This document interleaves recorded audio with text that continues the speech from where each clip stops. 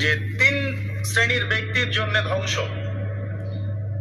তিন শ্রেণীর ব্যক্তির জন্য ধ্বংস, লাআনত বা অভিশাপ।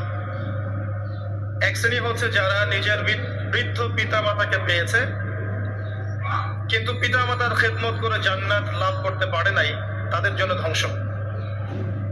আর এদের সংখ্যা দিন দিন বাড়ছে, এই জেনারেশনের সংখ্যা দিন দিন বাড়ছে যারা পিতামাতার খেদমত করতে চায় না।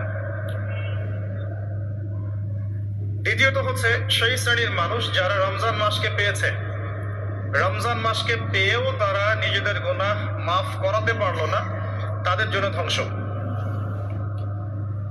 তৃতীয় শ্রেণী হচ্ছে তারা যাদের সামনে রাসূলুল্লাহ সাল্লাল্লাহু আলাইহি ওয়াসাল্লামের নাম উচ্চারিত হয়েছে কিন্তু রাসূলের নাম শুনে তারা দরুদ পাঠ করেন নাই।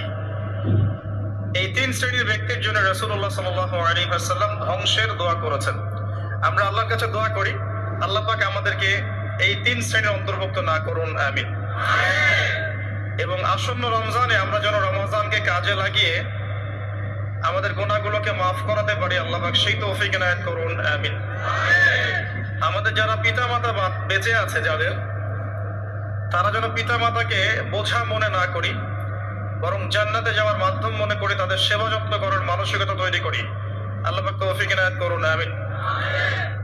এবং রাসূলুল্লাহ সাল্লাল্লাহু আলাইহি ওয়াসাল্লামের নাম শুনলেই কমপক্ষে সাল্লাল্লাহু আলাইহি ওয়াসাল্লাম এই কথাটা বলার অভ্যাস গড়ে তুলি, আল্লাহ কবুল করুন, আমিন। রমজানকে কাজে লাগানোর জন্য আগে থেকেই প্রস্তুতির প্রয়োজন আছে। যে ব্যক্তি নামাজ পড়ে না 5 ওয়াক্ত, রমজানের প্রথম দিনেই সে 5 ওয়াক্ত নামাজি হয়ে যাবে, এটা কিন্তু ডিফিকাল্ট। এই জন্য এখন থেকেই নামাজের চর্চা করতে হবে। রমজানে কয়েকটা কাজ খুব বেশি বেশি গুরুত্ব দিয়ে করবেন। 1 নাম্বার, জামাতের সাথে 5 ওয়াক্ত সালাত পারা যাবে ইনশাআল্লাহ। 2 নাম্বার, নিজের মালের যাকাত দিয়ে দিবেন। এটা কি ব্যবসায়িক সমিতির উদ্যোগে প্রোগ্রাম? নিজেদের মালের যাকাত হিসাব করে মুফতি সাহেবদের কাছে যাবেন, কওমে উলামায়ে কেরামের কাছে যেতে পারেন, গিয়ে যাকাতের আপনার নিসাব হিসাব করে নেবেন যে আপনার কতটুকু যাকাত এসেছে। এবং এটা দেওয়ার সবচেয়ে উত্তম সময় হচ্ছে রমাদান মাস। যাকাত গুলো দিয়ে দিবেন, আল্লাহ পাক তৌফিক দান করুন। সাদাকাতুল ফিতর দিবেন রমজান মাসে। তারাবির সালাত অবশ্যই অ্যাটেন্ড করবেন, তারাবির সালাত মিস করবেন না। পরিবারের ব্যক্তিদেরকে একসাথে নিয়ে ইফতার করবেন, আলাদা আলাদা করে করবেন না। বেশি থেকে বেশি মানুষকে ইফতার করাবেন, সামাজিকভাবে, রাষ্ট্রীয়ভাবে, সংগঠনের উদ্যোগে বা ব্যক্তিগত পর্যায়ে বেশি থেকে বেশি মানুষকে ইফতার করাবেন। এবং কোরআনুল কারীমকে বেশি সময় দিবেন। প্রতিদিন অন্তত পক্ষে 1 পারা করে তেলাওয়াত করবেন। যারা হাফেজ কোরআন তারা পুরো কোরআন হিফজ আবার চর্চা করবেন। যারা আরো বড় লেভেলে আছেন কোরআন গবেষণা করবেন। 5 ওয়াক্ত নামাজের পরে একটা করে হাদিস পড়ার চেষ্টা করবেন মসজিদের মধ্যে।